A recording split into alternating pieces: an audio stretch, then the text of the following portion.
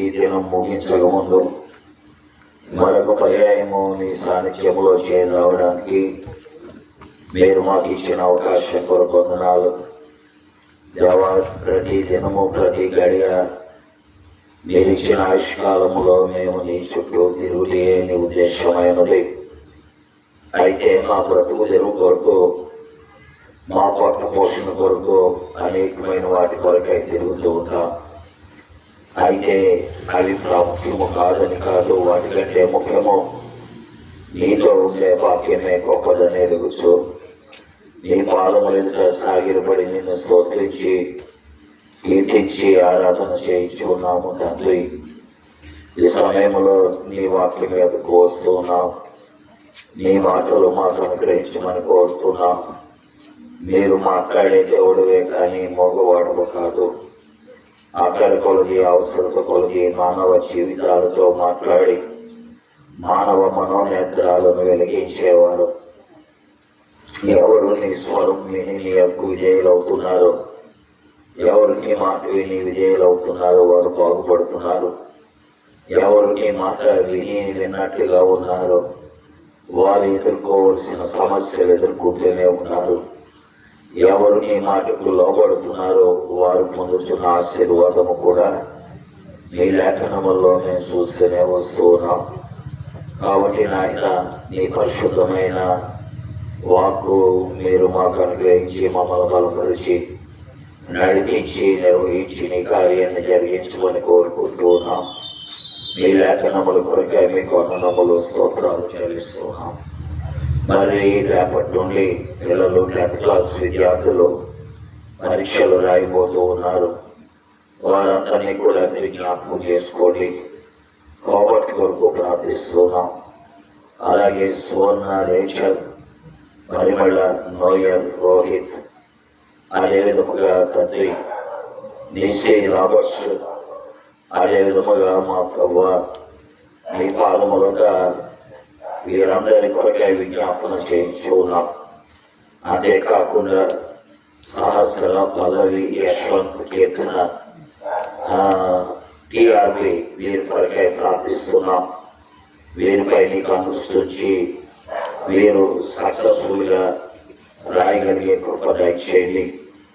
అలాగే మా ప్రియమైన ప్రభువ కృపా కొరకు ప్రార్థిస్తున్నాం. ఆవిడ కూడా 10th క్లాస్ పరీక్షలు రాస్తూ ఉన్నది. తనకు కూడా మీరు సహాయం చేయండి. అయితే ఈ దినం మందిరానికి వచ్చి ప్రార్థన చేయించుకుని వెళ్ళిన నోయల్, సువర్ణ, రేచల్ను బట్టి మీకు వందనాలు. ప్రభువా, నేనే కృప చూపించి మేలు చేసి నడిపించమని మీ సన్నిధిలో ప్రార్థన చేయించుకున్నాం తల్లి. అలాగే పరిమళ కొరకు ప్రార్థన చేయించుకున్నాం. వీరందరూ 10th క్లాస్ పరీక్షలు రాస్తుండగా వీరికి తగిన సహాయం చేయండి. చేరువచ్చిన బిడ్డలందరిని బట్టి వందనాలు. ప్రయాసతో, శ్రమతో మీ సన్నిధికి రాగలిగిన వారిని బట్టి మీకు వందనాలు నాయన. ఈ రాత్రి సమయాలు మేలుకరంగా చేయండి.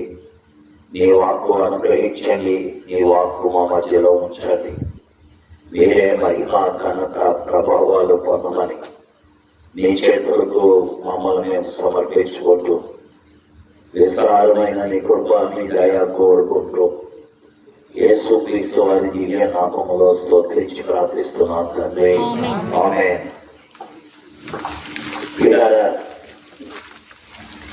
దైవ గ్రంథం బైబిల్ నుండి ఒక వచనాన్ని మనం చదువుతాం. ఏప్రిల్కు రాసిన పత్రిక 11వ అధ్యాయము 6వ వచనం. ఏప్రిల్కు రాసిన పత్రిక 11వ అధ్యాయము 6వ వచనం. మనమందరము కలిసి చదువుకుంటాం. దయచేసి మీరు కూడా మీ భాగాలు గట్టిగా, స్పష్టంగా, ఇష్టంగా, సంతోషంగా చదవాలని మనవి చేయించుకున్నాం. దయచేసి గమనించి చదవండి.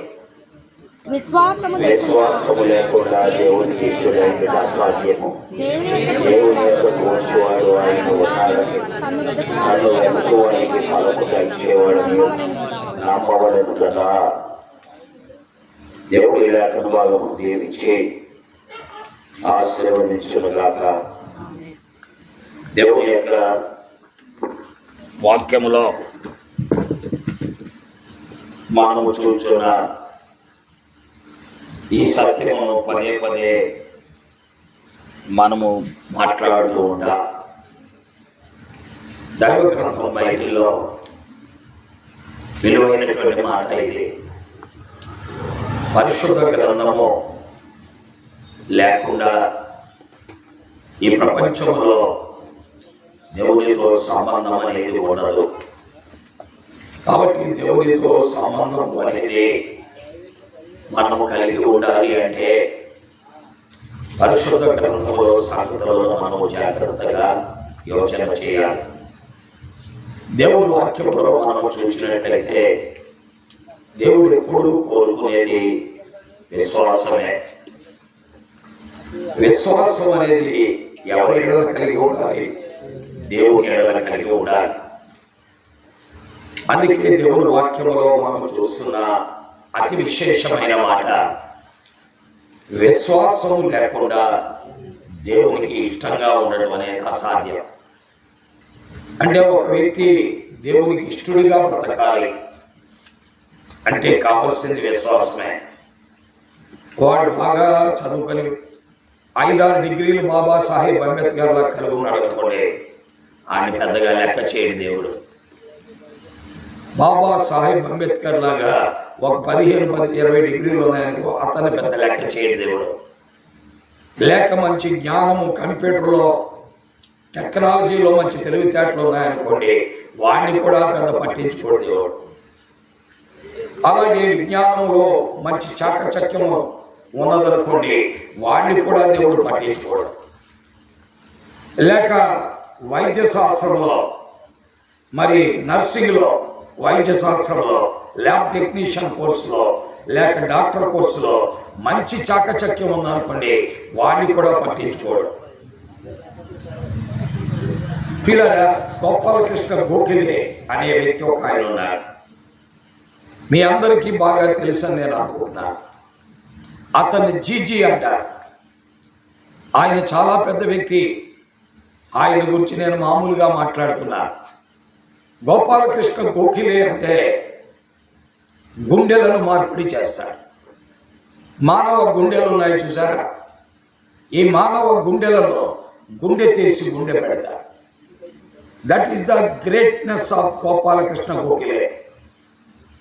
మా పుష్పరాజు గారు ఆయన్ని మొట్టమొదట అక్కడికే తీసుకెళ్ళాం, గోపాలకృష్ణ గోఖలే దగ్గరికి. అయ్యా, ఈయనకి సమస్య ఉంది, మరి మీరు గుండె మారుస్తారా అని అడిగా. తప్పకుండా అన్నాడు. అయితే మీరు గుండె చూసుకోండి అన్నాడు. మొట్టమొదటి మీరు గుండె చూసుకుంటే నేను ఈ గుండె తీసేసి కొత్త గుండె పెడతాను అన్నాడు. గుండె చూసుకోవాలంటే ఎవరిని చూసుకున్నా, ఎవడెత్తాడు గుండె? ఇది చాలా కష్టతరమైన విషయం. పిల్లరా, ఇది ఎందుకు చెప్పాను అంటే అసలు చాలా అద్భుతమైనటువంటి వ్యక్తి ఆయన. అంటే మనుషుడు మన ఇక్కడ కూర్చున్నాడు చూసారా, ఎస్సా కనబడే చంటి అలా ఉంటాడు. అంటే మనిషి గాలేస్తే ఎగిరిపోయేటట్టు. అయితే గుండెని తీసి మళ్ళా గుండెని పెడతా. గోపాలకృష్ణ గోఖలే. పిల్లరా, ఆయన గోపాలకృష్ణ గోఖలే కనుక దేవుడి దగ్గర నిలబడ్డాడు అనుకో, పక్కకు పోయా అంటాడు. పక్కకెళ్ళు, నువ్వెవరో నాకు తెలీదు, నిన్ను గురించి నాకు గ్రహింపు లేదు, ఎందుకనగా నీవు నా యందు విశ్వాసము ఉంచాలి. కాబట్టి దేవుని ఎడల విశ్వాసము లేకుండా దేవునికి ఇష్టడిగా ఉండటం అనేది అసాధ్యం. ప్రియమైన దేవుని వాక్యం వింటున్న ప్రియులారా, అందుకే దేవుణ్ణి యందు ఏం కలిగి ఉండాలి? విశ్వాసం కలిగి ఉండాలి.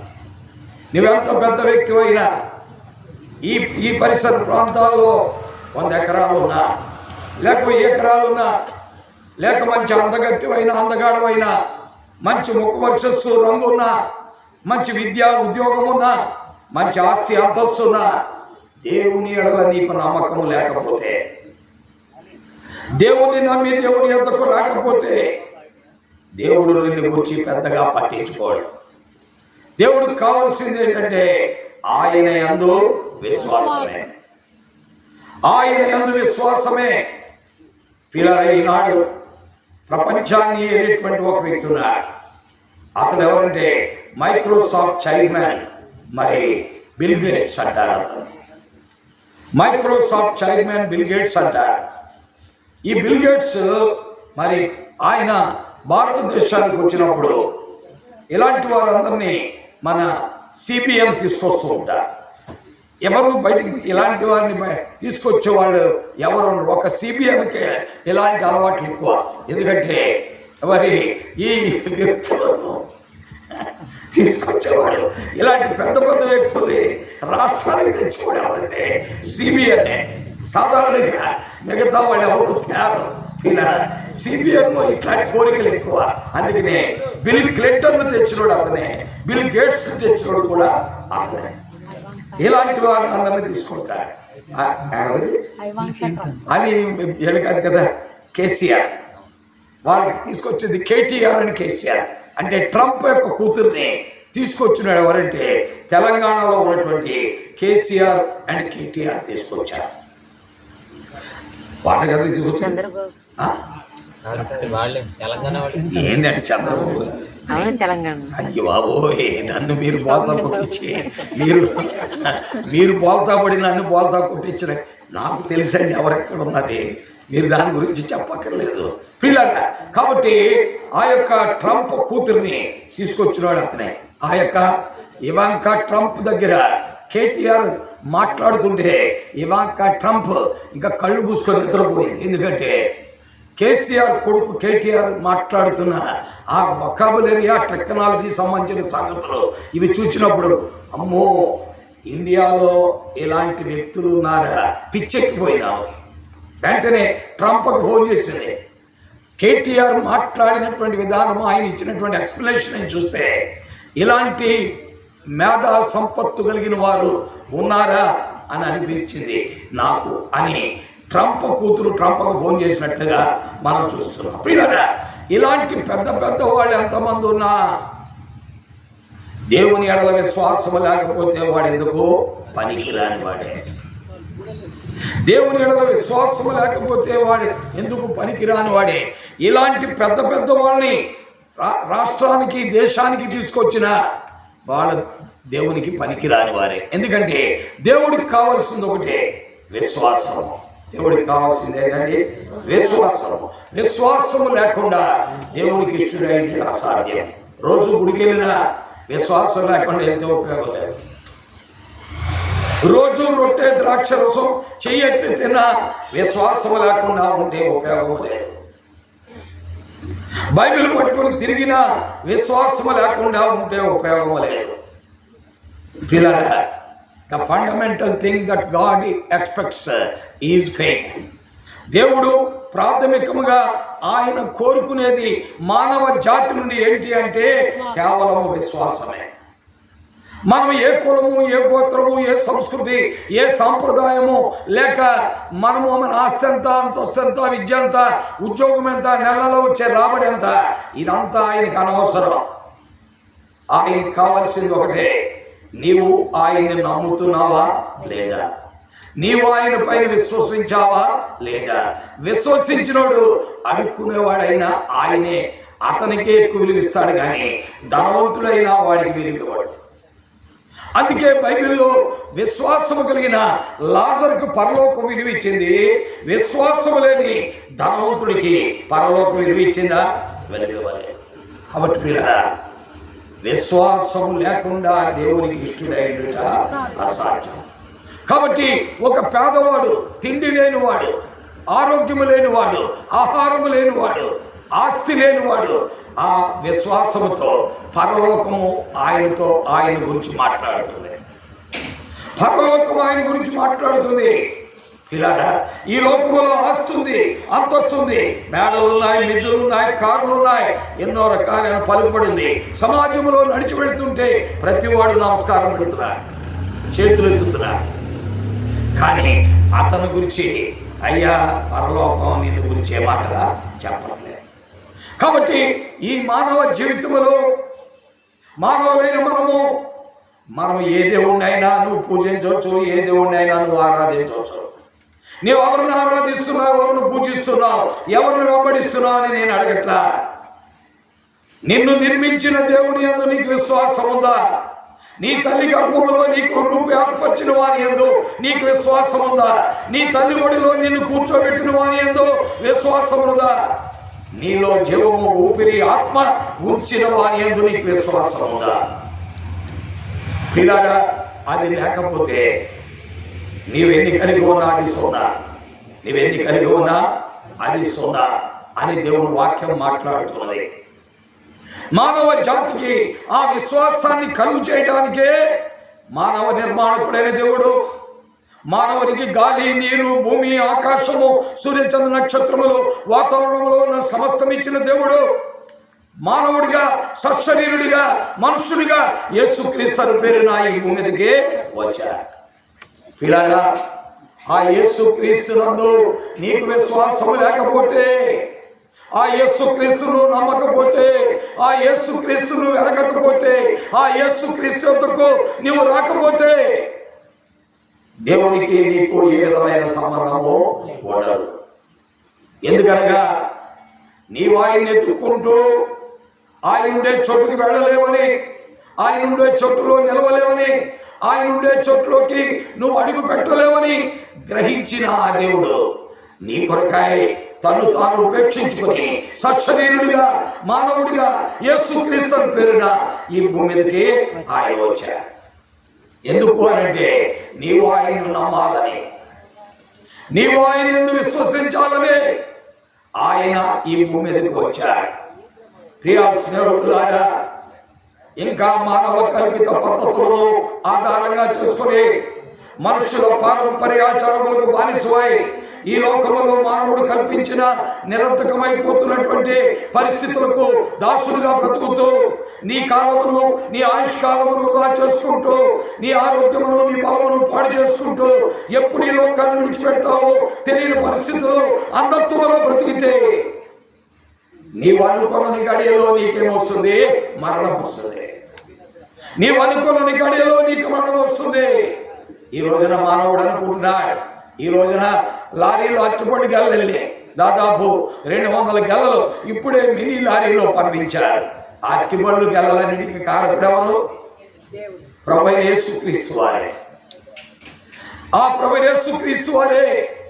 ఆయనే ఆకాశము నుండి వర్షం కురిపించేవాడు, ఫలవంతమైన ఋతువులను ఇచ్చేవాడు, మానవునికి మేలు చేసేవాడు, మానవ జీవితంలో క్షేమాన్ని కల్పించేవాడు ఆయనే. కానీ ఈనాడు మానవుడు ఆయన ఎరుగక ఇలాగా మనుషులు కల్పించిన వాటికి బానిసవుతున్నాడని అక్కడ విశ్వాసము లేని మూర్ఖతరముతో దైవజనుడైన అపోస్తులైన పౌలు మాట్లాడుతూ వచ్చినట్టుగా అపోస్తుల కార్యాలు 14వ అధ్యాయంలో మనం చూస్తున్నాం. అపోస్తుల కార్యాలు 14వ అధ్యాయంలోకి వెళ్తే అక్కడ లుస్త్రా అనే స్థలం ఉంది. అక్కడ ఏముందండి? లుస్త్రా అనే స్థలం ఉంది. ఆ లుస్త్రా అనే స్థలములో ప్రియులారా బలహీన పాదములు గలవాడు ఒకడున్నాడు. అంటే గుడ్డివాడు, నడవలేనివాడు, ఓచ కాళ్ళు చేతులు కలిగిన వాడు ఉన్నాడు, బలహీన పాదములు కలిగిన వాడు ఉన్నాడు. ఆ వ్యక్తిని ఏం చేశాడంటే బాగు చేశాడు. ఆ వ్యక్తిని బాగు చేశాడు. ప్రియులారా ఆ బాగు చేయడంతో అక్కడున్న జనాభా అంతా కూడా మా మధ్యకు మంగమ్మ వచ్చేసింది అన్నారు. ఏమన్నారు? మా మధ్యకు మంగమ్మ వచ్చేసింది అన్నారు. మా మధ్యకు ఆదిలక్ష్మి వచ్చేసింది అన్నారు. ఈ రోజైతే అలాగైన వాళ్ళు, ఈ కాలంలో అయితే ఖచ్చితంగా అలాగైన వాళ్ళు. ఆ కాలంలో దేవతల పేర్లు ఏంటంటే ద్యుపతి, హెర్మిగే. ఆ కాలంలో దేవతల పేర్లు ద్యుపతి, హెర్మెగే. కాబట్టి వాళ్ళు ఏమన్నారంటే ఆ హెర్మెగే అనే దేవత, ఆ ద్యుపతి అనే దేవత మానవ రూపంలో మన మధ్యకు వచ్చేసింది కాబట్టి ఎద్దులు తోలుకొచ్చేసారు. మన అక్టోబర్లో తోలుకొచ్చినట్టుగా, నవంబర్లో తోలుకొచ్చినట్టుగా ఎద్దులు తోలుకొచ్చారు, గొర్రెలు తోలుకొచ్చారు, కోడి పెట్టలు తోలుకొచ్చారు, కోడి పుంజులు తోలుకొచ్చారు. ప్రియమైన దేవుడు వాక్యం ఏంటి నా ప్రియులారా, మానవ జాతి నాటికి కూడా ఒక విధమైన అంధత్వములో, అజ్ఞానములో పరుగులెడుతున్న పరిస్థితిని ఈనాడు మనం చూస్తున్నాం. అందుకనే ఆ పౌలు బర్నబాతో ఏమన్నారంటే వాళ్ళిద్దరికి పేర్లు పెట్టేశారు. ఏమని పెట్టారంటే వాళ్ళ దేవతల పేర్లు పెట్టేసి పౌలుకేమో హెర్మెగే, మరి బర్నబాకేమో జపతి అని పేరు పెట్టేసి ఎద్దులు తోలుకొచ్చేశారు. బలి అర్పించేద్దాం. ఆ ఎద్దును బలర్పించడంతో ఆ రక్తం వీడి మీద ప్రోక్షించేసి ఎద్దు మాంసం వండుకొని తినేద్దామని చూశారు. ఈనాడు మానవ జాతి చేయించున్న పనులవే. వాళ్ళు ఏదో జంతువులు బలిగా ఇవ్వటం, ఆ జంతువులు బలిగా ఇచ్చేసి దేవతకు జంతువులు బలిగా ఇచ్చాం, మనకున్నటువంటి సమస్యలని పరిష్కారం అయిపోతాయి. ఈ సంవత్సరం వర్షం వచ్చింది, ఈ సంవత్సరం పంటలు బాగా పడతాయి, ఈ సంవత్సరం ఫలవంతమైనటువంటి ఫలసాయం మనకు దొరుకుతుంది అని మానవుడు అనుకున్నాడు. పిల్లరా, దేవుడు అనుగ్రహించకపోతే నీవేది కూడా పొందలేదు. ఇవన్నీ మానవ కల్పితాలు, మనుషుల మాయోపాయములు, మనుషుల యొక్క అజ్ఞానము. అందుకనే పౌలు వారితో అన్నాడు. ఏమన్నా అంటే 14వ అధ్యాయంలో మనం చూస్తున్నట్లయితే అక్కడ ఆయన ఏం చేశాడు? అయ్యలారా మీరు ఎందుకు ఇలా చేయుచున్నారు? నేను కూడా మీ స్వభావం అంటే స్వభావం గల నరులమే. వాటర్ బాటిల్ దగ్గర అయ్యలారా మీరు ఎందుకు ఇలా చేయుచున్నారు? మేము కూడా మీ వంటి స్వభావం కలిగిన మనుషులమే. మీ పట్టుకోవు మీలాంటి స్వభావం గల మనుషులమే. మేమేమి ఏదో తెల్ల ప్యాంటు తెల్ల చొక్కా వేసుకొచ్చామని పరలోకం ఊడిపడ్డామని అనుకోబాక. పిల్లరా, మీలాంటి స్వభావం కలిగినటువంటి మనుషులు మేము. మీరు వ్యర్థమైన వాటిని విడిచిపెట్టి ఆకాశమును భూమిని సముద్రమును వాటిలో ఉండి సమస్తమును సృజించిన జీవం గల దేవుని వైపు తిరగవలనని మీకు సువార్త ప్రకటించి. ఇప్పటి వరకు మీరు ఎవరు నమ్మాలో వారిని నమ్మకుండా, ఎవరు నమ్మకూడదో వారిని నమ్ముతున్నారు. ఎవరిని వెంబడించాలో వారిని వెంబడించకుండా, ఎవరిని వెంబడించకూడదో వారిని వెంబడిస్తున్నారు.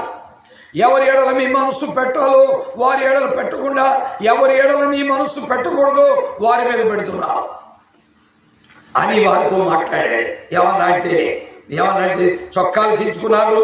మేము కూడా మీలాంటి స్వభావం గల మనుషులమే, మీరు ఎందుకు ఇలా చేయుచున్నారు అని చెప్పి ఏమన్నాడు? చదవండి గట్టిగా. ఆయన గత కాలంలో సమస్త జనులను మొదలుంచదు. అయ్యలారా మీరెందుకు ఇలా చేస్తున్నారు? మేము కూడా మీ స్వభావం అంటే స్వభావం గల నరులమే. దేవుడు నమ్మవాడు ఎలాంటి పనులు చేసేవాడు. దేవుని వాక్యం వింటున్న ప్రియులారా, ఈ రోజు ఎంత ధైర్యంగా నీతో మాట్లాడే కారణం ఏంటంటే, ఎవడైతే దేవుడిని నమ్మడో వాడే ఇలాంటి పనికిమాలిన పనులు చేస్తాడు. ఆ పనికిమాలిన పనుల గురించే అపోస్తలుడైనటువంటి పౌలు వారితో మాట్లాడుతున్నారు. ఏమంటున్నాడు అంటే, అయ్యలారా మీరెందుకు ఇలాగూ చేయుచున్నారు? మేము కూడా మీ స్వభావం అంటే స్వభావం గల మనుషులమే. ఈ అనవసరమైన వ్యర్థమైన వాటిని విడిచిపెట్టి ఆకాశము భూమి సముద్రము అందులో ఉన్న సమస్తమును సృష్టించిన జీవము గల దేవుని వైపు తిరగండి. మీకు సువార్త ప్రకటించి ఆయన వైపు తిరగాలి. అందుకనే వచ్చింది. మీరు ఈ వ్యర్థమైన వాటిని విడిచిపెట్టే ఆకాశము భూమి సముద్రము అందులో ఉన్న సమస్తమును సృష్టించిన వాడు ఆయన మీ కొరకై మానవుడిగా భూమి మీదకి వచ్చాడు. ఆయనే ప్రభువైన యేసుక్రీస్తు వారు. ఆ ప్రభువైన యేసుక్రీస్తు వారిని మాట్లాడుతున్న నేను కూడా ద్వేషించిన వాడిని, హింసించిన వాడిని, హాని చేసిన వాడిని, ఆయన నమ్మిన వాడిని ఈడ్చుకొని వచ్చిన వాడిని. అలాంటి పనికి మాలిన పనులు, ఎంతో రొచ్చుతో కూడిన పనులు చేసిన వాడిని. అయితే ఆ ప్రేమ కలిగిన ప్రభు, మానవ రూపంలో ఈ భూమి మీదకి వచ్చిన ప్రభు నన్ను ఏం చేశాడు? మార్చేశాడు.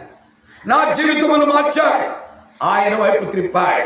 మీరు కూడా వీటిని, ఈ వ్యర్థమైన వాటిని విసర్జించి ఆకాశము భూమి సముద్రము అందరి సమస్తమును సృష్టించిన జీవగల దేవుని వైపు తిరగండి.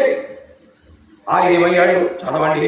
మీకు సువార్త ప్రకటించి ఆయన గత కాలంలో సమస్త జనులను. నువ్వు ఆయన నమ్మకపోయినా, నువ్వు ఆయన దగ్గరికి రాకపోయినా, నీవు ఆ దేవుడి ఎడల విశ్వాసం లేకపోయినా, ఆ దేవుడు మాత్రం నీ నిర్మాణకుడు కాబట్టి, నీ సృష్టికర్త కాబట్టి, నీ తల్లి గర్భంలో రూపేర్పరిచినవాడు కాబట్టి ఆయన మీకు ఫలవంతమైన ఋతువుని ఇచ్చాడు, వర్షాన్ని ఇచ్చాడు, మరి అనేక రకమైన ఫలసాయం ఇచ్చాడు. ఆయన మేలు చేయటం దూరంగా మాత్రం లేదు. పిల్లల ప్రభువైన యేసుక్రీస్తు వారు నమ్మినోడు కాదు, నమ్మనోడు కూడా ఈ రోజున సహాయం చేస్తాడు. ఈ రోజున ఒంగూరు మెట్లు, గార్లపడుగులు, కవ్వగుంటలు ఉన్న ప్రతి వ్యక్తి భోజనం చేస్తున్నాడు అంటే, బట్ట కడుతున్నాడు అంటే, ఈనాడు తన పొలాలు పండిస్తున్నాడంటే, ఆస్తిని ఆ ధాన్యాన్ని ఇంటికి సమకూరుస్తున్నాడు అంటే కేవలం ఆ ప్రభువైన యేసుక్రీస్తు వారే. ఎందుకనగా కలిగి ఉన్నది ఏది ఆయన లేకుండా కలగలేదు.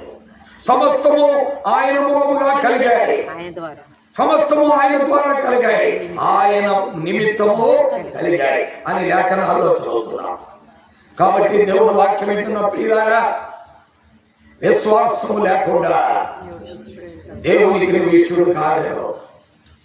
ఆయన ద్వారా మేలు అనుభవించుచున్న నీవు ఆయనను నమ్మాలి. ఆయన ద్వారా ఉపకారం అనుభవించుచున్న నీవు ఆయన నమ్మాలి. ఆయన నమ్మకుండా నువ్వు ఎవరినో నమ్ముతున్నావు, ఎవరి దగ్గరకు వెళుతున్నావు. అందుకే ఆ దేవుడు నీతో మాట్లాడుతూ ఉన్నాడు. ప్రియా స్నేహితులారా, ఆ దేవుని యందు విశ్వాసం ఉంచాలనే ఆయన అనేక విధాలుగా నీకు ఉపకారం చేస్తున్నాడు.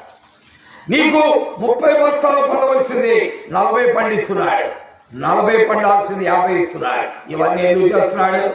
ఆ దేవుడు చేస్తున్నాడని నీవు విశ్వసిస్తావేమో అని ఆయన చేస్తున్నాడు. అయినా ఈ మేళ్ళన్నీ అనుభవిస్తూ నీవు ఆయన్ని నమ్మలేకపోతున్నావు. ఆయన విశ్వాసం ఉంచుకున్నాడు.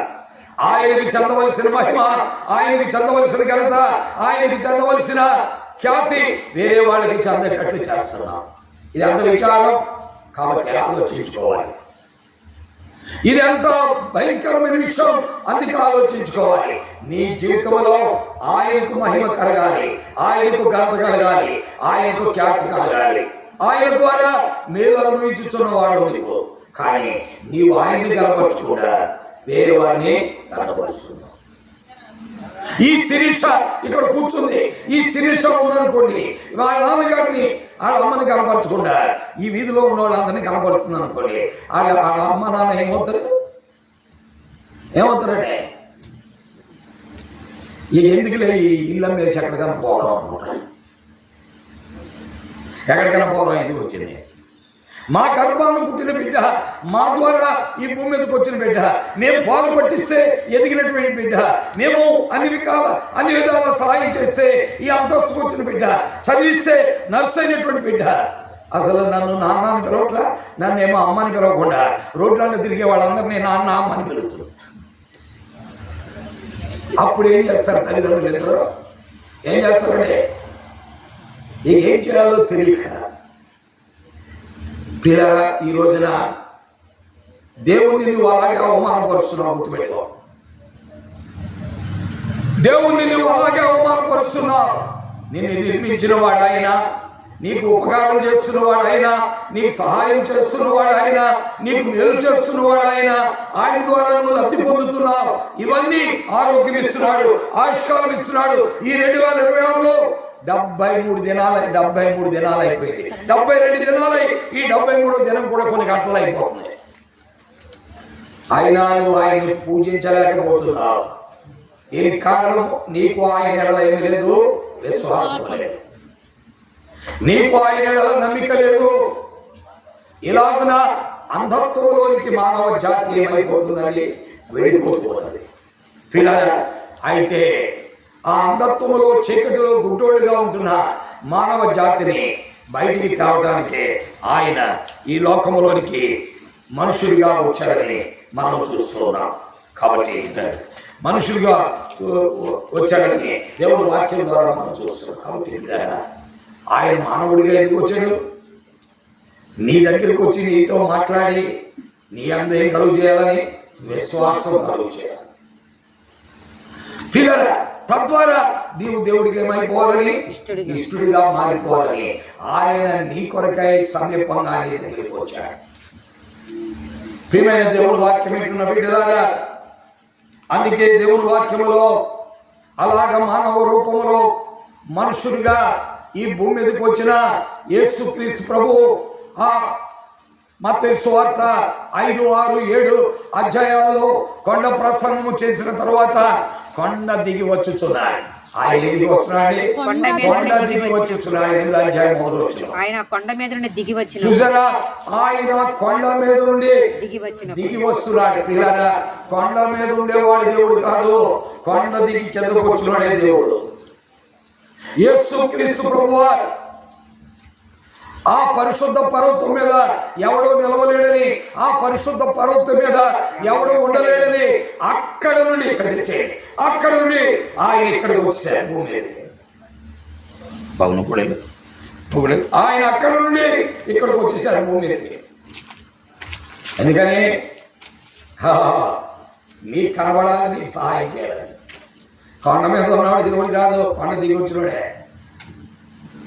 ప్రియ స్నేహితుడా, ఈ రోజున నువ్వు ఎవరైనా విశ్వసిస్తున్నావు కాబట్టి ఆయన కొండ దిగి వచ్చినటువంటి వాడే ప్రభు అయిన యేసుక్రీస్తు.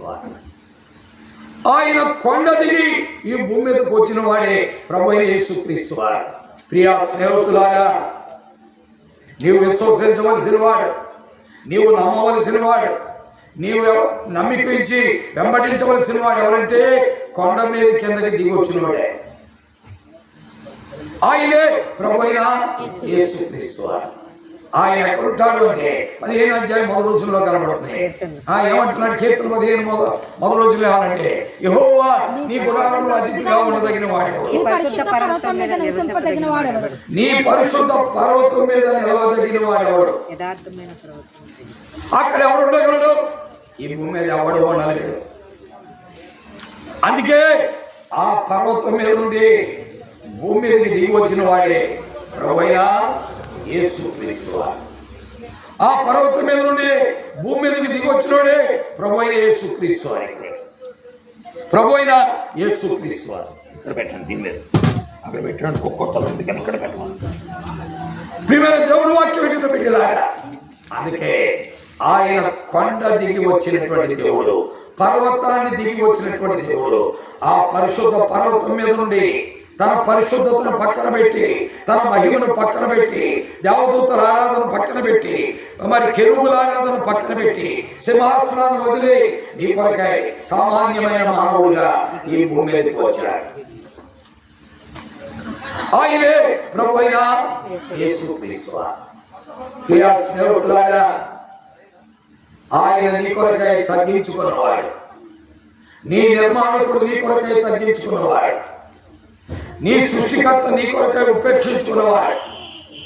ఆయన ఎదుట నిన్ను కూడా ఉపేక్షించుకోవాలి.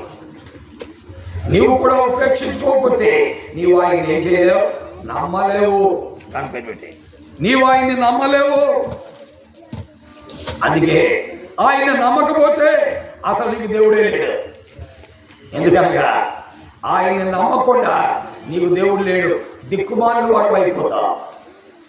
ఈ సత్యాన్ని ఇంత ఖండితంగా చెప్పడానికి కారణం ఏంటంటే అందులో ఉన్న సత్యం అదే. సత్యం ఎప్పుడు కూడా ఖండితంగానే చెప్పాలి, అదేదో పైన చెప్పడానికి లేదు. పిల్లలు, దేవుని వాక్యంలో చూస్తున్నాం. ఆయన కొండ దిగి వస్తుంటే ఒక అతను కనిపెట్టి కూర్చున్నాడు. ఒక అతను ఏం చేస్తున్నాడు? కనిపెట్టుకుని కూర్చున్నాడు. ఎక్కడ? కొండ దిగువ భాగాన. ఆయన పైనుండి కిందకు వస్తే ఒక ఆయన కనిపెట్టి కూర్చున్నాడు. ఎందుకంటే నా జీవితాన్ని బాగు చేయగలిగిన వాడు, నా రోగాన్ని బాగు చేయగలిగిన వాడు, నా అపవిత్రతను బాగు చేయగలిగిన వాడు, నా జీవితంలో ఒక రూపకల్పన చేసి అద్భుతమైన రీతిలో చిత్రించగలిగిన వాడు కొండ దిగి వచ్చాడు. ఆయనే ప్రభు అయిన యేసుక్రీస్తు. కాబట్టి కొండ దిగువ భాగాన ఉన్నాడు. ఉండి ఏం చేశాడని లేఖనాల్లో మనం చూస్తున్నాం. ఇదిగో కుష్ఠరోగి వచ్చి ఆయనకు మ్రొక్కి, ప్రభువానికి ఇష్టమైతే నన్ను చేయగలవనెను. కొండ దిగి వచ్చిన వాని మీద విశ్వాసం ఉంది. విశ్వాసం లేకుండా దేవునికి ఇష్టడైట అసాధ్యం. దేవుని యొద్దకు వచ్చేవాడు ఆయన ఉన్నాడనియో, తన యొద్దకు వానికి ఫలము దయచేవాడనియో నమ్మవలేదు కదా.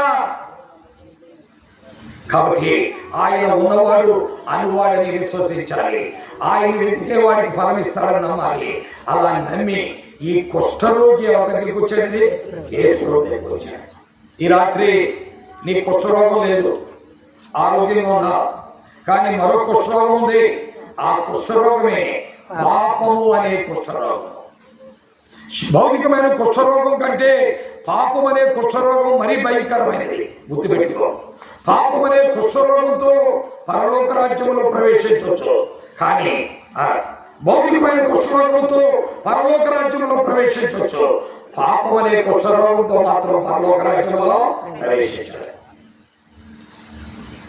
కాబట్టి ఈ శారీరకమైన కుష్ఠరోగం ఉందనుకోండి, వాడు యేసు ప్రభువుని నమ్ముకుంటే పరలోకం దొరుకుతుంది. అందుకే ఈనాడు హనుమాన్ నగర్ లో ఎంతో మంది కుష్ఠరోగులు యేసు ప్రభువుని నమ్ముకొని పిల్లగా హనుమాన్ నగర్ లో ఉన్నటువంటి, ఏలూరులో ఉన్న హనుమాన్ నగర్ లో ఉన్న దేవుని మందిరంలో ప్రభువుని ఆరాధిస్తున్నారు.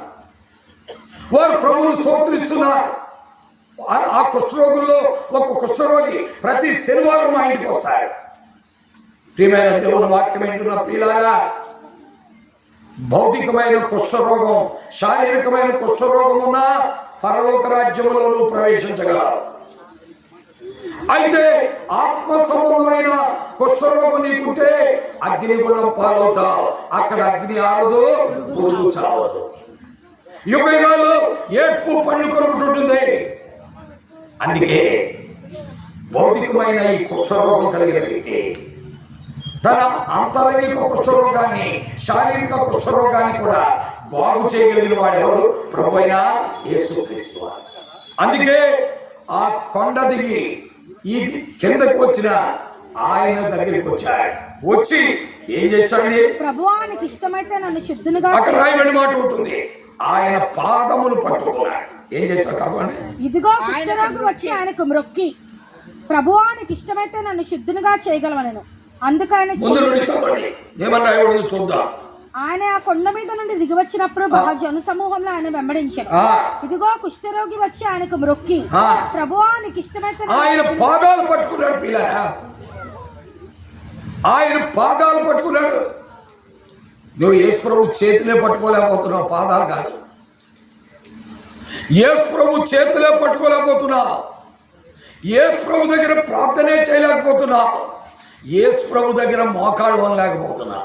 ఈ రోజున నీ కష్టాలకి, నీ నష్టాలకి, నీ కుష్ఠరోగం పోకుండా ఉండటానికి, నీకున్నటువంటి ఇబ్బందులు పోకుండా ఉండటానికి నీవు ఆయన సన్నిధిలో మోకాళ్ళు లేకపోతున్నావు, ఆయనకి ప్రార్థన చేయలేకపోతున్నావు, ఆయనకి అప్పగించుకోలేకపోతున్నావు. అందుకే నీ కుష్ఠరోగం తగ్గట్లా, నీ కష్టాలు పోవట్లా, నీ ఇబ్బందులు పోవట్లా, నీ సమస్యలు పోవట్లా. పిల్లరా, ఇతడు పాదాలకు ఏం చేశాడంట? మ్రొక్కి ప్రభువుకి ప్రార్థన చేస్తున్నా. నీకు ఇష్టమైతే నన్ను శుద్ధునిగా. నీవు ఎప్పుడైనా ఆయన పాదాల దగ్గర మోకాళ్ళు ఉన్నావా? ఎప్పుడైనా నా సమస్య ఇదని ఆయన వేడుకున్నావా? ఎప్పుడైనా ఈ సమస్యకు పరిష్కారం మీరు తప్ప వేరొకరు లేరని ఆయన అడిగావా? అందుకే నీ సమస్యలు పోలా, నీ కుటుంబ సమస్యలు పోలా, నీ వ్యక్తిగత సమస్యలు పోలా, నీ ఆర్థిక సమస్యలు పోలా, నీ జీవితంలో మనశ్శాంతి లేక ఈ మనశ్శాంతి కొరకై కొద్దిగా తాగుతున్నావు, కొద్దిగా గుట్కా వేస్తున్నావు.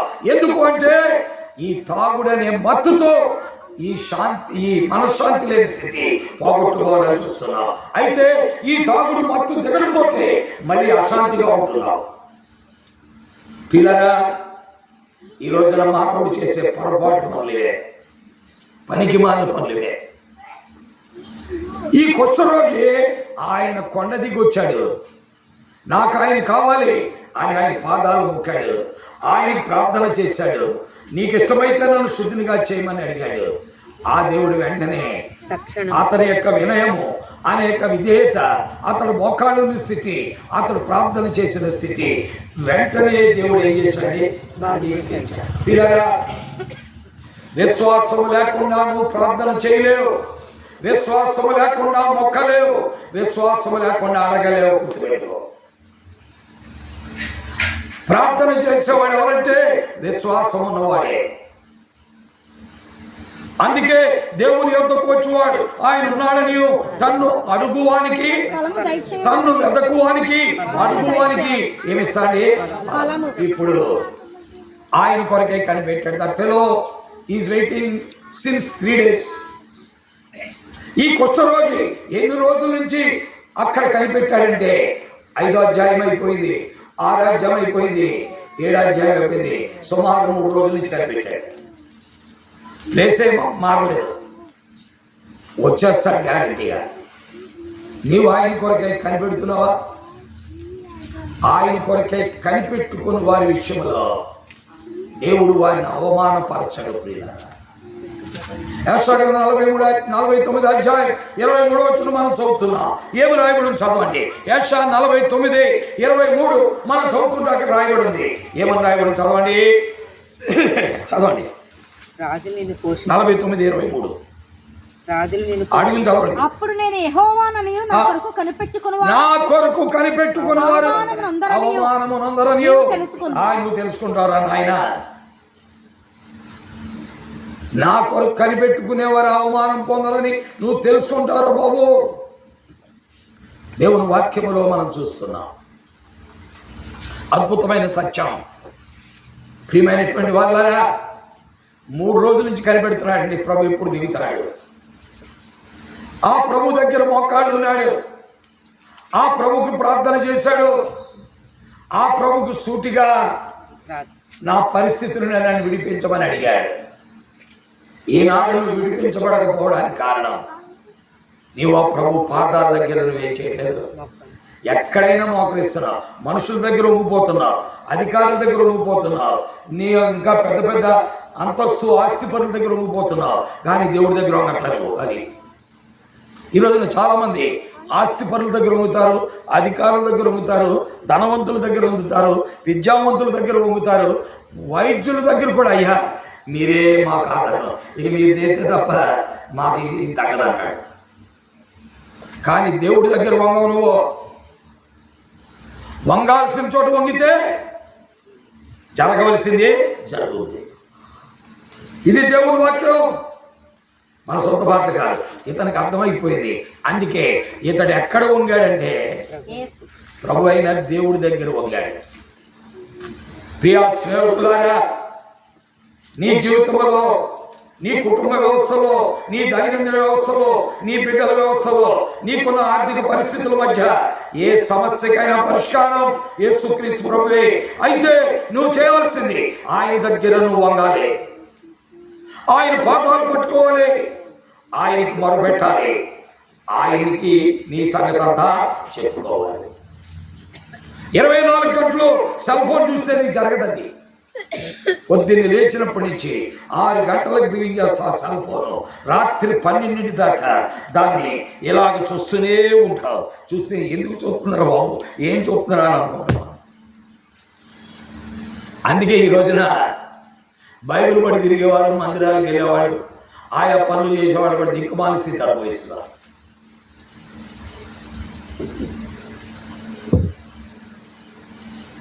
ప్రియమైన దేవుడు వాక్యం వింటున్న ప్రియులారా, మనము ప్రభు వాక్యాన్ని ఎప్పటికీ మార్చలేము. ఈ వ్యక్తి వంగాడు, వేడుకున్నాడు, 3 చేశాడు. వంగాడు, వేడుకున్నాడు, అవసరమైనది చెప్పాడు, జరిగిపోయింది. ఇప్పుడు ఏం జరిగిపోయింది? దేవుని వాక్యంలో మనం చూస్తున్నాం, 8వ అధ్యాయంలో మనం చూస్తున్నాం. అందుకు ఆయన చెయ్యి చాపి వాని ముట్టి నాకు ఇష్టమైన శుద్ధుడు కమ్మని.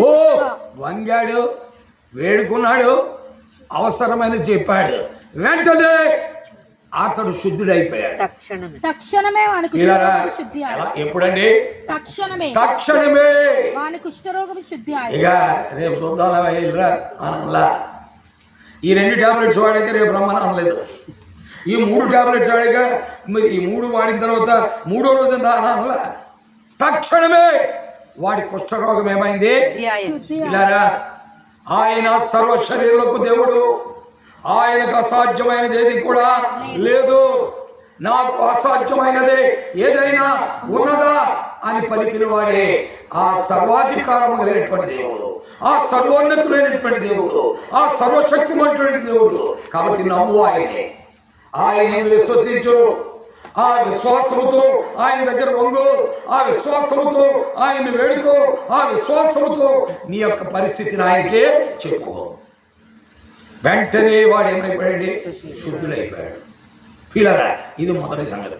దేవుని వాక్యంలో 8వ అధ్యాయంలో మనం చూస్తుంది. ఇప్పుడు 5వ వచనంలో మరొక సంగతి ఉంది. ఏంటంటే ఆయన ఇప్పుడు కొండ దిగి వచ్చి మరొక ఊర్లోకి వెళ్ళాడు. కొండ దిగి వచ్చి ఆయన ఏం చేశాడంటే మరొక ఊర్లోకి వెళ్ళాడు. ఆ ఊరు పేరు ఏం పేరండి? కపెర్నహూము. ఈ కపెర్నహూము ఎవరిదంటే పేతురు అత్తగారు. పేతురు అత్తగారు కపెర్నహూము. పేతురు పుట్టిల్లు ఏంటంటే బెత్సయిదా.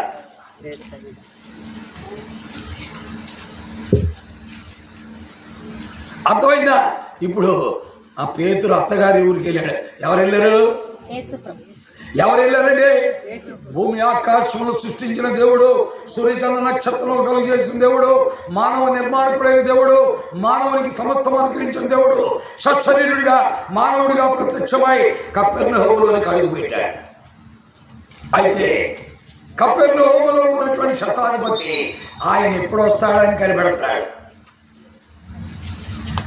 పేరా ఈ కుష్ఠరోగి కొండ దిగి ఎప్పుడు వస్తాడని కనిపెట్టాడు. ఈ శతాధిపతి మా ఊళ్ళోకి ఎప్పుడు వస్తాడని కనిపెట్టాడు. అర్థమైందా? అర్థమైందా లేక వ్యర్థమవుతుందా? పేరా గమనించు. అతడేమో కొండ దిగి ఎప్పుడు వస్తాడని కనిపెట్టాడు. ఎవడు? ఆ కుష్ఠరోగి. ఈ విద్యావంతుడు, ఈ పెద్ద ఉద్యోగి, అధికారం కలిగిన ఈ వ్యక్తి మా ఊర్లోకి ఎప్పుడు వస్తాడు? మా ఊర్లోకి వస్తే నేను ఆయన దగ్గరికి వెళ్ళాలి. పిల్లరా, ప్రభు అయిన దేవుడు నీ వద్దకు, నీ ఇంటి వద్దకు, నీ ఊళ్ళోనికి, నీ గుమ్మం వద్దకు, నీ వీధిలోనికి వస్తుంటే నీవు ఆయన దగ్గరికి రాలేని దుర్బల స్థితిలో నీవు ఉన్నావు. ఈ రోజున ఎన్నో సార్లు ఆయన నీ వీధిలోకి వచ్చాడు, నీ ఇంటి ముందుకు వచ్చాడు, నీ గుమ్మముల దగ్గరకు వచ్చాడు, నీ యొక్క పురద్వారాల దగ్గరకు వచ్చాడు. అయినా నీవు ఆయన దగ్గరికి రాలేకపోయావు. అదే నీలో ఉన్న దిక్కుమాల స్థితి. ఈ రోజున దేవుని వాక్యంలో చూస్తే ఆయన కపెర్నహూములోకి వచ్చాడని చదవండి. 8వ అధ్యాయం 5వ వచనం. కపెర్నహూములో ప్రవేశించినప్పుడు ఒక శతాధిపతి ఆయన యుద్ధకు వచ్చి, ప్రభువా, మా ఊరికి ఆయన వచ్చాడు, నేను ఇప్పుడు ఆయన దగ్గరికి వెళ్ళాలి. మనకు యేసు ప్రభు దగ్గరగా వచ్చినా మనం ఆయన దగ్గరికి రాలేం. ఏదో కొంగ పెట్టుకుంటాం. అయ్యా కొద్దిగా నిద్రమత్తు ఉంది రాలేం, కొద్దిగా అలసటగా ఉంది రాలేం, కొంచెం దగ్గరగా ఉంటే వస్తాం, మరీ దూరంగా ఉంది అందుకే రాలేమని చెప్తాం. ఈరోజు అందుకే నాగమని రాలేదు, ఎందుకంటే దూరంగా ఉంది కదా రాలేదు. దగ్గరగా ఉంటే వచ్చేది, దగ్గరగా ఉంటే స్కూటీ వేసుకొని వచ్చేది, వెనకాలేమో మళ్ళీ స్వార్థమని కూర్చోబెట్టుకున్నది. వాళ్ళిద్దరు స్నేహితులు. వాక్యములో మనం చూస్తున్నాం. ఏమన్నా ఆయన వాక్యములో మనం చూస్తుంటే ఆయన ఊరిలోకి వచ్చాడని విని తర్వాత ఇప్పుడు అతడు తన ఇంట్లోంచి లేచి ఆయన దగ్గరికి వెళ్తున్నాడు. మనం వెళ్ళగలమా? ఆయన ఊళ్ళోకి వస్తే వచ్చాడు, మన ఇంట్లో టీవీ పెట్టుకుని కాలు మీద కాలు వేసుకుని ఇలాగ కుర్చీ మీద వేసుకొని టీవీ చూద్దాం, కూర్చో, పనికి మాలిన పనులు చేస్తాం. మనం ఇలాంటి పనికి మాలిన పనులు చేసేవాడు ప్రియమైన దేవుని వాక్యం ఏంటనే బిడ్డలారా, ప్రభువైన యేసుక్రీస్తు వారు అక్కడికి వచ్చారు. వస్తే ఈయన అక్కడికి వెళ్తున్నాడు. ఎవరతను? ఇతను మామూలుడు కాదు. నేను ఒకడు పొమ్మంటే పోతాడు, ఒకడు రమ్మంటే వస్తాడు, నా దాసులతో ఈ పని చేసుకురావాలంటే చేస్తాడు. అలాంటి అధికారి నేను. అయితే నా కొరకై తను తాను తగ్గించుకుని, నా కొరకై తను తాను ఉపేక్షించుకుని ఈ భూమి మీదకి వచ్చిన యేసుక్రీస్తు ప్రభు దగ్గరికి నన్ను నేను ఉపేక్షించుకొని తగ్గించుకుని రాలేకపోతే ఏమి లాభం? నా సమస్య పరిష్కారం అవుతా? నా కుటుంబంలో నా దాసుని యొక్క సమస్య పరిష్కారం అవుతా? నా కుటుంబ సమస్య పరిష్కారం అవుతా? దేవుని వాక్యం ఏంటో ప్రియులారా, నీ హృదయం ఎలా ఉందో ఆలోచించుకో. నువ్వు ఎలాంటి ఆలోచనలు కలిగి ఉన్నావో, ఎలాంటి ప్రయత్నాలు కలిగి ఉన్నావో, ఎలాంటి అడుగులు వేస్తున్నావో ఆలోచించుకో. దేవుని వాక్యములో మనం చూస్తుంటే 8వ అధ్యాయం 5వ వచనంలో ఆయన కపెర్నహూములోకి వచ్చాడని ఒక శతాధిపతి ఆయన కనిపెట్టాడు. ఆయన గురించి విన్నాడు. ఆయన మాట సెలవిస్తే చాలు, ఇతను బాగుపడిపోతాడు. నేను ఇతను కొరకు 5-6 లక్షలు 10 లక్షలు ఖర్చు పెట్టినా ఏమీ లాభం లేదు. మోకాలు చెప్పులు మార్చుకొని వచ్చినాడు ఈరోజు నడవలేకుండా ఉంటున్నారు. మోకాలు చెప్పులు మార్చుకొని వచ్చి ఇంకా నడవలేకుండా ఉంటున్నారు. కారణం ఏంటి? ఎవరు నీకు సహాయమో చెయ్యలేరు. లేదా నీ ప్రభువు నీకు చేయగలడు. విశ్వాసము కలిగి ఆయన అడుగు, విశ్వాసముతో ఆయన దగ్గర మోకరించు, విశ్వాసముతో ఆయన తట్టు చూడు, విశ్వాసముతో ఆయనపై ఆధారపడు. ఆయన చెయ్యలేదంటే ఏది కూడా లేదు.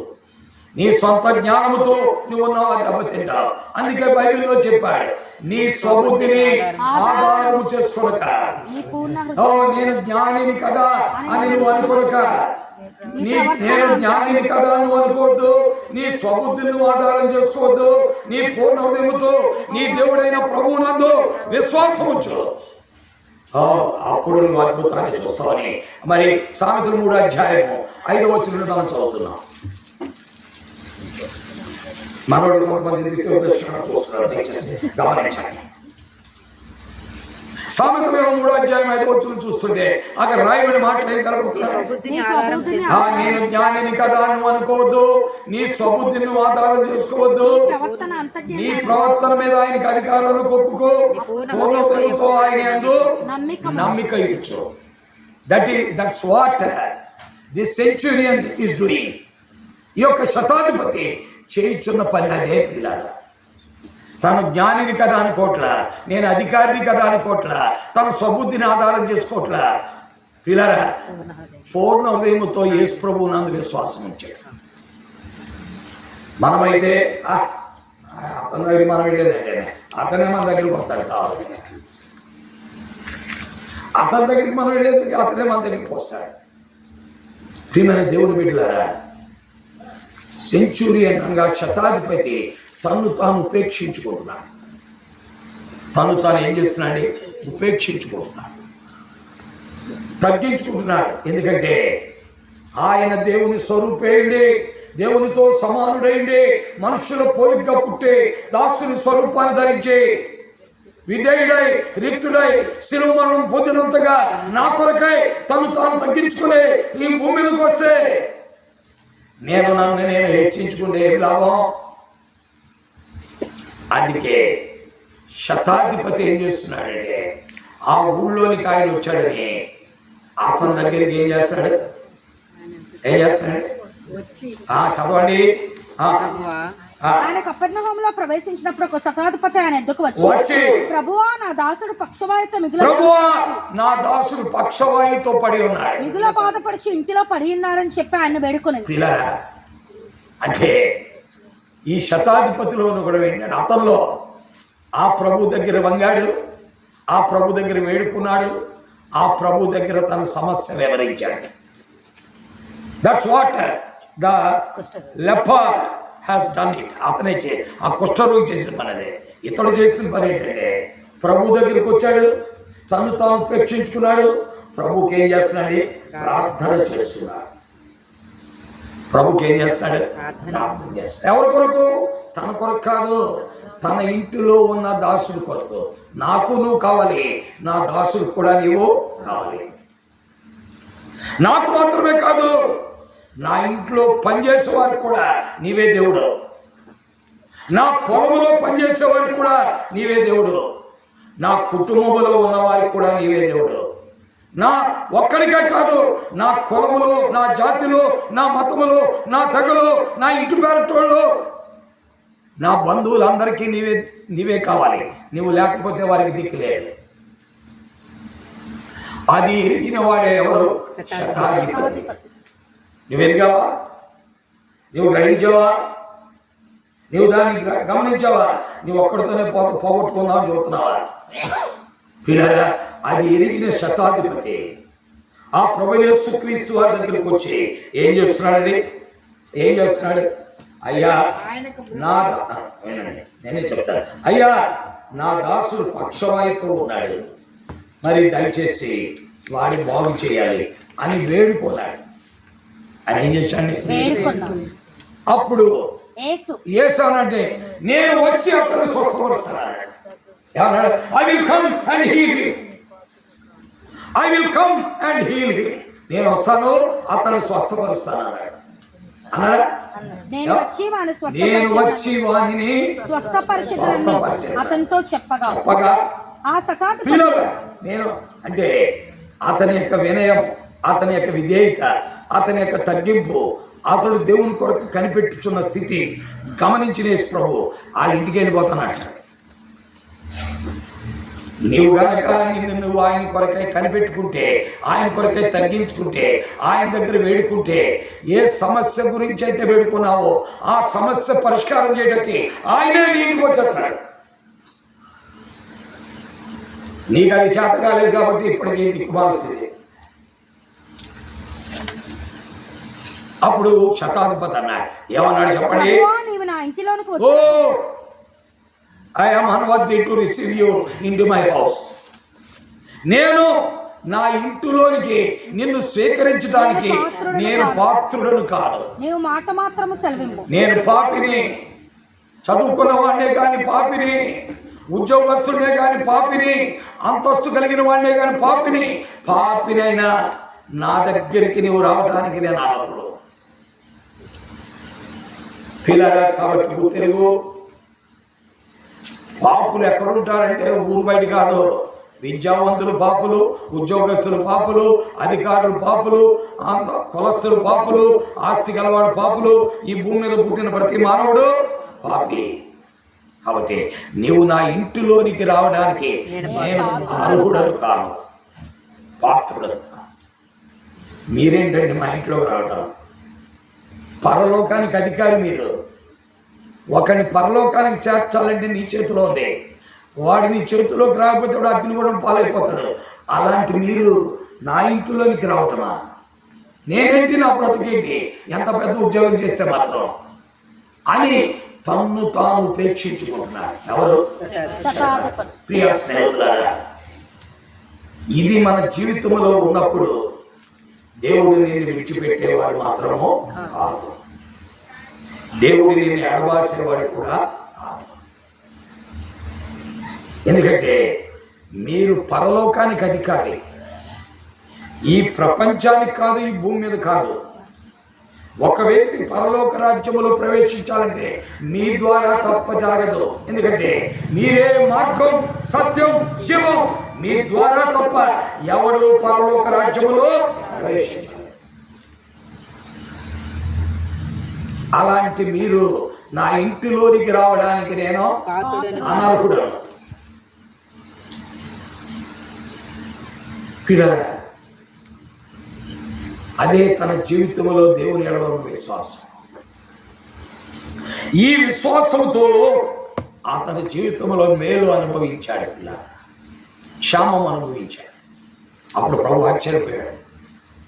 ఆ మాట విని యేసు ఆశ్చర్యపడి, ఇశ్రాయేలులోనైనా నేనెంత గొప్ప విశ్వాసమును చూడలేదు అని చెప్పి, ఇలారా రాజ్యవాసులు అగ్నిగుండంలో పోతారు. తూర్పు నుండి పడమ నుండి వచ్చిన వాళ్ళందరూ కూడా పరలోక రాజ్యంలో చేస్తారు. అంటే రోజు మందిరానికి వచ్చేవాడేమో అగ్నిగుండానికి. ఎందుకని ఇతను లాంటి జీవితం అతనికి వాళ్ళకి లేదు. వాళ్ళకి తగ్గింపు లేదు, ఆయన కొరకు కనిపెట్టే గుణం లేదు, వేడుకునే గుణం లేదు, నేను అపాత్రుడని చెప్పే గుణం కూడా లేదు. అందుకే అన్నాడు, ఏమన్నాడు చదవండి తర్వాత. అనేకులు తూర్పు నుండి మొదటి నుంచి పై నుంచి కూడా చదవండి. ఆయన ఆశ్చర్యపడి, ఇశ్రాయేలులో ఎంతో గొప్ప విశ్వాసం నేను చూసి ఉండలేదని అనేకులు తూర్పు నుండి పడమటి నుండి వచ్చి అబ్రహాముతో కూడాను, అబ్రహాము, ఇస్సాకు, యాకోబులతో కూడా పరలోక రాజ్యమందు కూర్చుందరు. కానీ రాజ్య సంబంధులు అంటే మారు మనసు పొందాను, నేను బాప్తిసం తీసుకున్నాను, రక్షించబడాను, మా రొట్టె ద్రాక్ష తినేస్తాను అన్నాడు, దెబ్బ తినేస్తాడు. ఎందుకంటే వాడికి విశ్వాసము లేదు, తగ్గింపు లేదు, ప్రార్థనా జీవితము లేదు, ప్రభు వైపు చూసే జీవితం కూడా లేదు. ప్రియా స్నేహితులారా, ఇవి మనం అలవాటు చేసుకోవాలి. ఒకవేళ ఈనాడు రక్షించబడి విశ్వాసులమైన మనము విశ్వాసం లేకుండా మందిరాలకు వస్తున్నాం, విశ్వాసం లేకుండా మందిరాల్లో కూర్చున్నాం, ప్రార్థన లేదు, ఏ విధమైన పరిస్థితి లేవు, దెబ్బ తినేస్తాం. అందుకని అన్నాడు, రాజ్యవాసులు ఏమవుతారు? వెలుపటి చీకటిలోనికి త్రోయబడు. ఆ, అక్కడ ఏడుపును పండ్లు ఓ ఎంత కొరుకుటయును. ఘోరం అండి. మనం ఇంత బైబిల్ పడికి తిరిగి వెలుపడి చీకటిలోకి వెళ్తాక నో, మనము ప్రభుతో ఉండటానికి యుగయుగాలు ఆయనతో జీవించడానికి. అర్థమైందా? అయితే యుగయుగాలు ఆయనతో జీవించాలంటే ఆయనను విశ్వసించాలి, ఆయనకి ఇష్టలుగా బ్రతకాలి. అప్పుడే అక్కడ ఉంటాం మనం. శతాధిపతి ఆయనకి ఇష్టడు అయిపోయాడు. ఎందుకంటే శతాధిపతి యొక్క విశ్వాసం చాలా గొప్పది. శతాధిపతి యొక్క విశ్వాసం ఎలాంటిదండి? చాలా గొప్పది. నీవు మాట మాత్రం సెలవు, అక్కడ నా దాసుడు ఏమైపోతాడు? స్వస్థ చెందుతాడు. నేను కూడా అధికారంలో లోబడిన వాడిని, అయినా నువ్వు నా ఇంట్లోకి వచ్చడానికి పాత్రుడు కాదు. ఊరికే just give a word, that fellow will receive a healing. తప్పకుండా వాడి స్వస్థత పొందుతాడు. పిల్లగా ఆయన ఏ గడియలో అక్కడ మాట్లాడే, ఆయన ఏ గడియలో ఆ మాట సెలవిచ్చినో ఆ గడియలోని అతని దాసుడు ఏమైపోయాడు? ఉంది అక్కడ, చదవండి. ఆ ప్యాసేజ్ కింద చదువుకుంటూ వస్తుంటే ఉంటుంది. ఏడ్పు పండు ఊరు తలస్తుంది. ఏమన్నా చదవండి. అంతటా యేసు ఇక వెళ్ళము, ఆ. నేను విశ్వసించిన ప్రకారం నీకు అవునుగాకని శతాధిపతితో చెప్పాడు. అయ్యా. ఆ గడియలోనే అతని దాసుడు స్వస్థత నొందాడు. చూసారా, ఏ గడియలో చెప్పాడు ఆ గడియలో స్వస్థ వచ్చేసి. కారణాలు ఏంటి? What are the reasons? What are the reasons behind it? There are 4 reasons. One is he is waiting for the Lord. The second thing is, ఒకటి యేసు ప్రభు కొరకు కనిపెట్టాడు. 2 యేసు ప్రభు వచ్చిన తర్వాత ఆయన దగ్గరికి వెళ్ళాడు. 3 యేసు ప్రభుకు ప్రార్థన చేశాడు. 4 తన్ను తాను ఉపేక్షించుకున్నాడు. These are the 4 reasons the servant of centurion receives healing. ఈ 4 కారణాలు బట్టే శతాధిపతి యొక్క దాసుడు ఏం పొందాడు? స్వస్థత. ప్రియ స్నేహితులారా, దైవ వాక్యమును వింటున్న ప్రజలారా, యేసు క్రీస్తు అందరికీ ప్రభు. ఆయనకు వేరుగా నువ్వేమి కూడా చేయలేవు. ఆయనకు దూరంగా పోవడం ద్వారా నీవు సంపాదించుకునేది ఏడ్పు పండ్లు కొరుకుట, యుగయుగాలు అగ్నిగుండము. కాబట్టి ఆయన దగ్గరికి రావాలి. ఆయన దగ్గరికి వస్తే అక్కడ నీకు ఆ భాగ్యం దొరుకుతుంది. ఆ రాజ్యములు ఎవరున్నారంట? అబ్రహాం ఉన్నాడు, ఆ రాజ్యములో ఇస్సాకు ఉన్నాడు, ఆ రాజ్యములో యాకోబు ఉన్నాడు. ఆల్రెడీ వాళ్ళు అక్కడికి వెళ్ళిపోయారు. మనమే లేక వాళ్ళు ఎందుకు వెళ్ళారు అంటే విశ్వాసము లేకుండా దేవునికి ఇష్టడైనట అసాధ్యం. అబ్రహాము దేవునికి ఇష్టడు, ఇస్సాకు దేవునికి ఇష్టడు, యాకోబు బిగినింగ్ లో దేవునికి అయిష్టుడే కానీ ఆ తర్వాత బుద్ధి తెచ్చుకుని దేవునికి ఇష్టడయ్యాడు. 4-5 దెబ్బలు తిన్నాక దేవుడికి లోబడ్డాడు. మనకి ఎన్ని దెబ్బలు తిన్నా దేవుడికి లోబడం. మనం అతనికి వరుస పెట్టి 4-5 దెబ్బలు తగిలాయి. ఒక దెబ్బ దీనా ద్వారా తగిలింది, 2వ దెబ్బ లేవి షిమ్యోను ద్వారా తగిలింది. ఇలాగా వరుస పెట్టి దెబ్బలు తగులుతూనే వచ్చాడు. ఆ దెబ్బలు తగిలాక ప్రభు తట్టు తిరిగాడు. ఎవరండి? యాకోబు. అందుకే అతను కూడా ఏం దక్కింది? పరలోక రాజ్యం. ప్రియ స్నేహితులారా, సౌమ్యంగా దేవుడు చెప్పినప్పుడు, నెమ్మదిగా దేవుడు చెప్పినప్పుడు మనం వినాం. ఆ తర్వాత దెబ్బలు తగిలాక మనం దేవుడి దగ్గరికి వస్తాం మారు మనసులో. ఎందుకనగా గాయములు చేయి దెబ్బలు అంతరంగంలో చచ్చి హృదయాన్ని ఏం చేస్తాయండి? శుద్ధి చేస్తాయి. ప్రియ స్నేహితులారా, దేవుని వాక్యం వింటున్న ప్రియులారా, ప్రభు నీతో మాట్లాడుతున్నాడు. ప్రభు నేను సంధిస్తున్నాడు. ఇంకా వివేకిగా, అజ్ఞానిగా, బుద్ధిహీనుడిగా, భక్తిహీనుడిగా నీ జీవితాన్ని గడపొద్దని ఆ ప్రభు మాట్లాడుతున్నాడు. కాబట్టి ప్రభు దగ్గరికి రా, ప్రభుని అప్పగించుకో. నీ జీవితంలో నీవు కూడా దేవుని రాజ్యానికి ఏమైపోతావు? అర్హుడు అయిపోతావు. అందుకే విశ్వాసము లేకుండా దేవునికి ఇష్టడైన అసాధ్యం. ఆ కుష్ఠరోగి దేవునికి ఇష్టడైపోయాడు. ఆ శతాధిపతి దేవునికి ఇష్టడైపోయాడు. ఆ శతాధిపతి యొక్క దాసుడు శతాధిపతిని బట్టి స్వస్థతను పొందాడు. ప్రియా స్నేహితుడా, ఈ రాత్రి నీకు కూడా మేలు కలగాలి. అందుకే బైబిల్లో రాయబడింది, బ్రతుకోరు వాడు ఎవడైనా ఉన్నాడా? మేలు నొందుచు అనేక దినములు బ్రతుకోరు వాడు ఎవడైనా ఉన్నాడా? అలాగైతే ప్రభు అయిన యేసు క్రీస్తు దగ్గరికి రావాలి. నేను నువ్వు ఉపేక్షించుకోవాలి. విశ్వాసంతో ఆయన వేడుకోవాలి. ఆయన నీ కొరకు ఈ భూమి మీదకి వచ్చినప్పుడు నీవు ఆయన దగ్గరికి రావాలి. శతాధిపతి చేసింది అదే. నా కొరకు కపెర్నహూములోకి పరలోకాన్ని వదిలిస్తే నేను ఆయన దగ్గరికి వెళ్ళాలి. అలాగున తన జీవితంలో ఆశీర్వదించబడ్డాడు, మేలు పొందాడు, దేవుని దగ్గర సర్టిఫికెట్ తీసుకున్నాడు. ఏంటి సర్టిఫికెట్ అంటే, this is the certificate that centurion received heaven అని ఒక సర్టిఫికెట్ ఇచ్చాడు. ఇలాంటి సర్టిఫికెట్ ఈ భూమి మీద నీకు ఎవడేవాళ్ళు? ఏమని sir? This is to certify that Shirisha qualified nursing అని ఆమెస్తాడు. ఆ తర్వాత ఎక్కడ పడితే అక్కడ ఇంజక్షన్స్ కూడా చేయడానికి ఇప్పుడు యేసు ప్రభు వారికి సర్టిఫై చేశాడు. This is to certify that centurion receives heaven because of his faith. ఈ రకమైన సర్టిఫికేట్ ఎవరైనా ఇస్తారా? కాబట్టి యేసునందు విశ్వాసం ఉంచు, యేసు నమ్ము, యేసు దగ్గరికి రా, యేసు వైపు చూడు, యేసు కొరకు కనిపెట్టు, యేసును వేడుకో, యేసుకు దగ్గర నిన్ను ఉపేక్షించుకో. ఆ ప్రభువు నీకు చేయలేదంటూ ఏది కూడా లేదు. ప్రభు సన్నిధిలో ఆయనకి మనం అప్పగించుకుంటాం.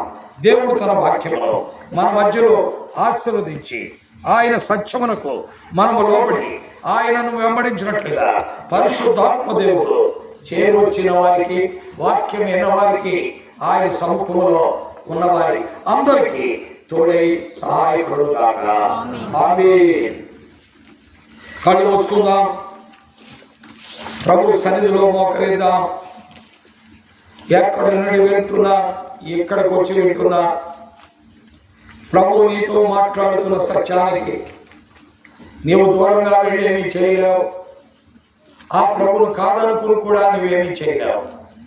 ఆ ప్రభువును కాదనుకుని ఇప్పటికే ఎన్నో సమస్యలు అనుభవించావు, కీడులు అనుభవించావు, కష్టాలు అనుభవించావు, నష్టాలు అనుభవించావు, బాధలు అనుభవించావు. ఇప్పటికీ మనశ్శాంతి లేకుండా ఉన్నావు. ఇప్పుడైనా ఆ ప్రభు తట్టు చూడు, ఇప్పుడైనా ఆ ప్రభు తట్టు ఉపేక్షించుకో, ఇప్పుడైనా ఆ ప్రభు నీతో మాట్లాడుతున్నాడని ఆయన సన్నిధిలో ఆయనకు ప్రార్థన చేసుకో. ప్రభు ఖచ్చితంగా నీకు సహాయం చేయగలిగిన సమర్థుడు.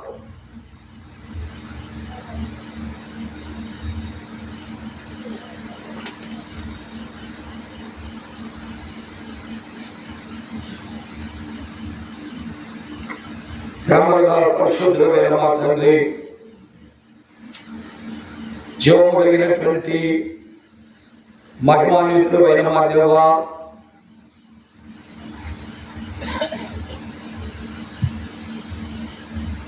సర్వాధికారి,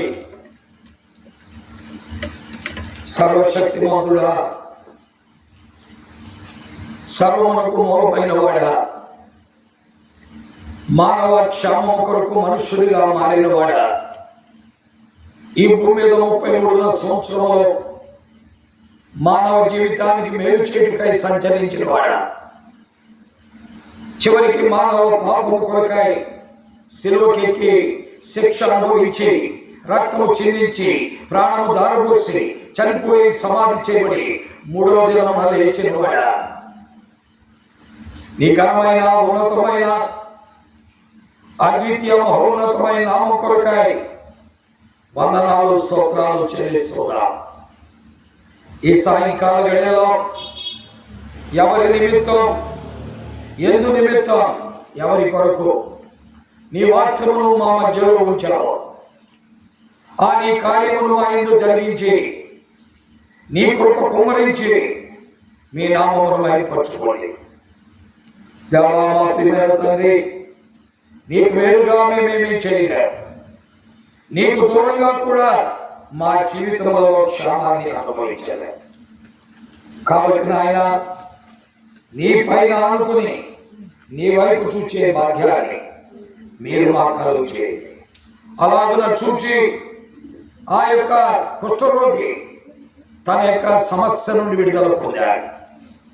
అలాగ చూచి ఆ శతాధిపతి తనకున్న ఇబ్బంది నుండి, తన దాసుల యొక్క ఇబ్బందుల నుండి బయటకు వచ్చాడు. ఈ రోజున మాకు కూడా ఎన్నో సమస్యలు, కుటుంబ సమస్యలు, ఆర్థిక సమస్యలు, బిడ్డల సమస్యలు, రేపటి నుండి 10th క్లాస్ పరీక్ష సమస్య, ఎన్నో రకాలైన సమస్యలతో మేము ఉన్నాం. వీటన్నిటికీ జవాబు నీవే నాయన. నీ మీద ఆనుకునే విశ్వాసము, నీ వైపు చూచే విశ్వాసము, ఈ భూమి మీద ఉన్నంత కాలం కలిగి ఉండి ఈ భూమిని విడిచిపెట్టిన తర్వాత నీ నిత్య రాజ్యములో ప్రవేశించే ఆ గొప్ప విశ్వాసమును కలిగి ఉండే భాగ్యము మీరు మాకు దయచేయండి. మహిమ పొందమని నీ విడుదల చేస్తూ వచ్చిన నీ వాక్కు నిష్ప్రయోజనముగా నీ యొక్క కుమారులక నీకు అనుకూల కార్యములు మీరు జరిగించుకోండి. మంచి నాలను వేపుని విత్తనం వల్లే ఫలితాలు తీసుకురండి. మీరే మహిమ ఘనత ప్రభావాలు పొందమని యేసు క్రీస్తు వారి అద్వితీయ నామములో రఫాయేలు కొరకు, హెప్సిబా కొరకు, స్వప్న తన భర్త బిడ్డల కొరకు, శిరీష కొరకు, కిరణ్ కొరకు ప్రార్థిస్తున్నాం. ఇదే నా కుటుంబాన్ని జ్ఞాపకం చేసుకో. పిల్లగా ప్రేమ కలిగిన తండ్రి, ఈ దేవ కుటుంబము శతాధిపతి వలె తమను తాము తగ్గించుకొని నీ వద్దకు వచ్చి నీ సన్నిధిలో వంగి మోకరించి వేడుకొని మేలు పొందే అనుభవంలో సమకూర్చాను. వారిపై నీకు అనుకూలించాను, నీ క్షేమం ప్రసాదించాను. అలాగే హెప్సిబా తండ్రికి ఆరోగ్యం దయచేయండి. తమ్ముడిని కోల్పోయింది, తల్లిని కోల్పోయింది. ఆ కుటుంబానికి ఆదరణ, తండ్రికి ఆదరణ దయచేయండి. కుమార్తె ద్వారా ఆ తండ్రి ఆదరణ పొందుతున్నాడు. కుమార్తె నమ్మిన ప్రభు ద్వారా కూడా మేలు అనుభవించడం సహాయం చేయండి. మీరే మహిమ పొందాలి. యేసు క్రీస్తు వారి అద్వితీయ నామములో ఈ యొక్క ఒంగూరు మెట్టబోయిన ప్రతి కుటుంబాన్ని దర్శించి నీ రక్షణార్థమైన అనుభవం తీసుకురావాల్సింది యేసు దివ్య నామములో ప్రార్థిస్తున్నాము తండ్రి. ఆమేన్. తండ్రి అయిన దేవుని ప్రేమ, ప్రభు యేసు క్రీస్తు వారి యొక్క అత్యున్నతమైన కృప, పరిశుద్ధాత్మ యొక్క అన్యోన్య సహవాసము సరి చేయవచ్చిన వారందరికీ, ఆయన నమ్మిన వారికి, ఈ మెట్టపై నివసిస్తున్న వారికి, మరి విశేషముగా రఫాయేలు కుటుంబానికి ఇప్పుడు ఎల్లప్పుడూ ఆయన రాకడ పర్యంతం సదా తోడేయుడుగాక. ఆమేన్.